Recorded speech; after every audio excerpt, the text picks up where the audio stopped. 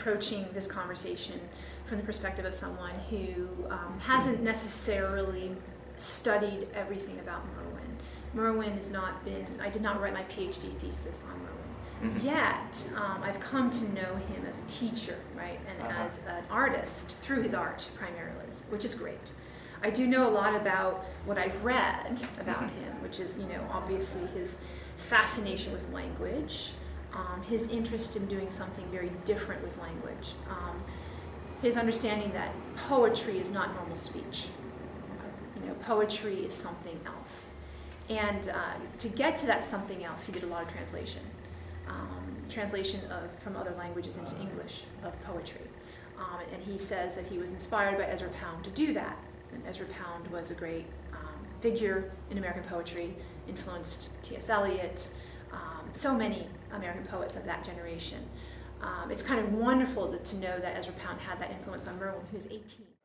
I think if you look at the way that Merwin has used language throughout his career, you'll find that he's experimenting more and more with how words build, create, and shape not just meaning, but the way that we think.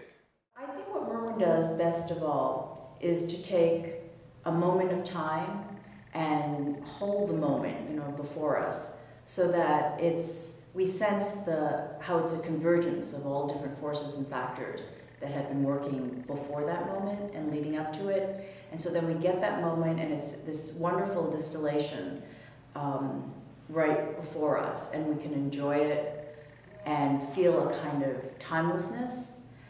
And then then it's over. And of course we can still go back to the moment and to the poem and to reclaim it. But the moment itself, the original moment, as it were, has receded, into the stream of time. I think that he's thinking a lot about time as a stream and a stream of language, and that he can somehow, what he's doing is intent to stop that language and to stop the stream of time. And we are the beneficiaries of his efforts. He's building towards a more global consciousness, a deeper awareness of our integration, not just into the natural world, but into a longer, more complicated arc of history, and into this sense of the mortality of our own world. And so as you look at the themes of his poetry and the ideas that he's raising within each book, it becomes not so much of a poetry of personal narrative. You don't learn, for example, about his family life. You don't learn what he had for breakfast, but you learn about yourself in your own way, how you fit into this larger arc of time and history. I think he's asking questions about where we came from and what preceded our individual consciousness. And was that in Eden, or is it more distant than that? Is it less specific, if that's specific?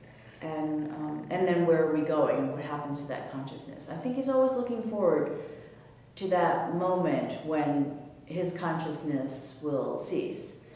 I think this is kind of wonderful that we've motivated the campus to rally around this visit in terms of the English department making this a commitment to read this with our students. So I think in terms of preparing for a visitor, this has been great.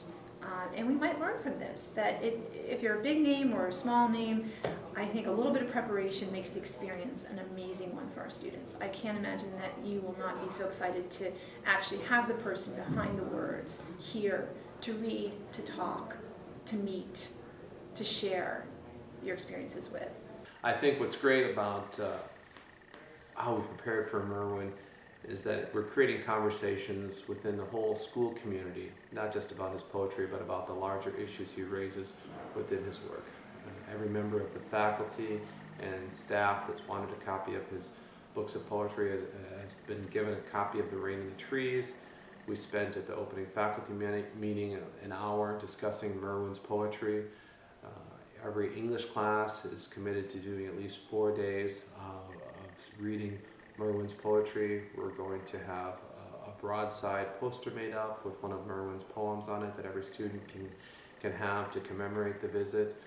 Of course, we're doing the book reading, but also a signing of poetry books for them. And so everybody will have something they can take away from the event so they can keep it in mind for the future and connect it to other elements of their life and things that they may be reading. And so I think in terms of preparation, the whole community has been wonderfully supportive of the visit and all that it can bring to us here at Deerfield in the way that we think about not just poetry, but where we fit in the world.